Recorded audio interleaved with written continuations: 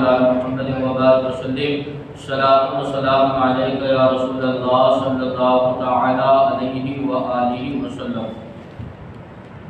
آپ حضرات نے تیمم کے تعلق سے کچھ مسائل سماعت فرمائی، مزید اور مسائل تیمم کے تعلق سے سماعت فرمائی۔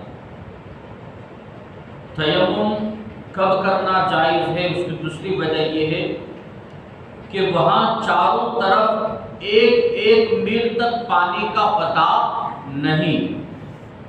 اگر یہ گمان ہو کہ ایک میل کے اندر پانی ہوگا تو تلاش کر لینا ضروری ہے۔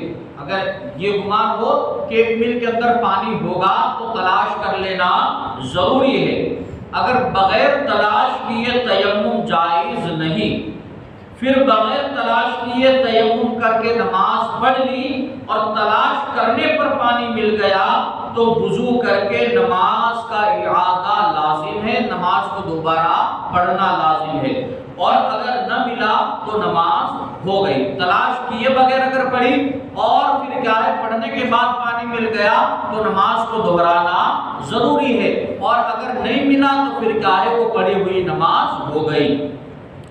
اسی طرح اگر غالب گمان یہ ہے کہ میل کے اندر پانی نہیں ہے، ایک میل کے اندر پانی نہیں ہے تو تلاش کرنا ضروری نہیں۔ پھر اگر تیمم کر کے نماز پڑھ لی اور نہ تلاش کیا، نہ کوئی ایسا ہے جس سے پوچھے اور بات کو معلوم ہوا کہ پانی یہاں سے قریب ہے تو نماز کا اعادہ نہیں، مگر یہ تیمم اب جاتا رہا۔ اور اگر کوئی وہاں تھا مگر اس نے پوچھا نہیں اور بات کو معلوم ہوا کہ پانی قریب ہے تو پھر نماز کو دہرانا ضروری ہے۔ اگر کسی کے پاس ساتھ میں زمزم شریف ہے جو لوگوں کے لیے تبرک کے لیے تبرکن لیے جا رہا ہے یا بیمار کو پلانے کے لیے، اور اتنا ہے کہ وضو ہو جائے گا تو پھر کیا ہے تیمم اس کے لیے بھی جائز نہیں، وہ کیا ہے مائے زمزم سے بھی وضو کر کے نماز کو پڑھ لے گا۔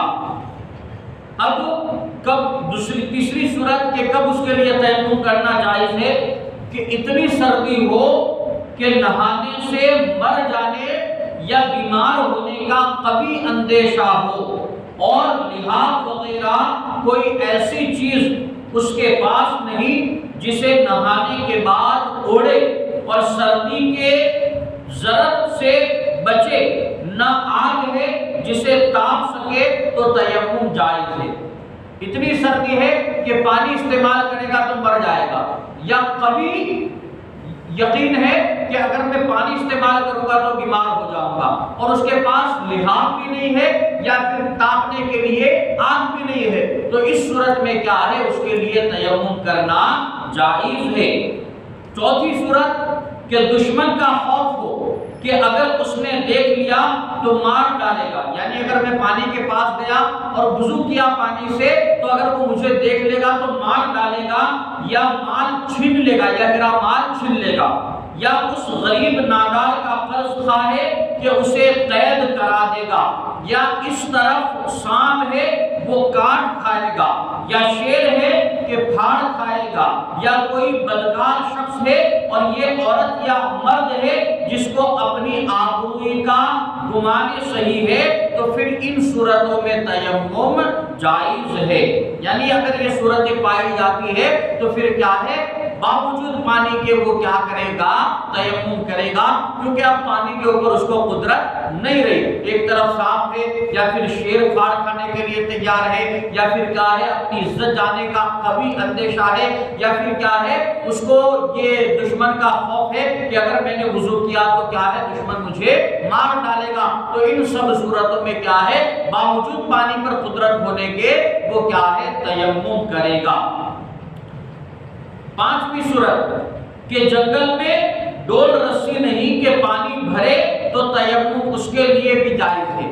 کیا ہے کنواں موجود ہے، اب کنویں سے پانی نکالنے کے لیے نہ ڈول ہے نہ رسی ہے، اب پانی نکالنے پر اسے قدرت نہیں ہے، اور اس کے علاوہ بھی کوئی پانی اس کے پاس نہیں ہے کہ وہ باقی حاصل کرے، تو اس صورت میں بھی کیا ہے اس کے لیے تیمم کر لینا جائز ہے۔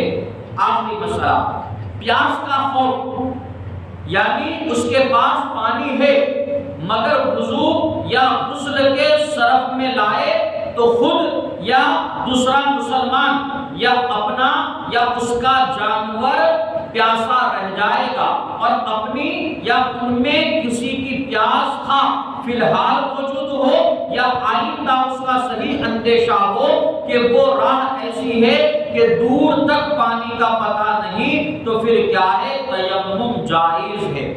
کیا ہے؟ پاس میں پانی تو موجود ہے لیکن کیا ہے؟ غسل کے لائق بھی پانی موجود ہے، وہ کیا ہے؟ وضو کے لائق بھی پانی موجود ہے، لیکن کیا ہے؟ سفر اسے آگے کرنا ہے، اسے آگے سفر کرنا ہے، تو اگر وہ پانی سے وضو کر لے گا یا غسل کر لے گا تو خود پیاسا رہ جائے گا، یا اس کے ساتھ میں جو مسلمان سفر کر رہا ہے وہ پیاسا رہ جائے گا، یا اس کا جانور پیاسا رہ جائے گا، یا پھر کیا ہے؟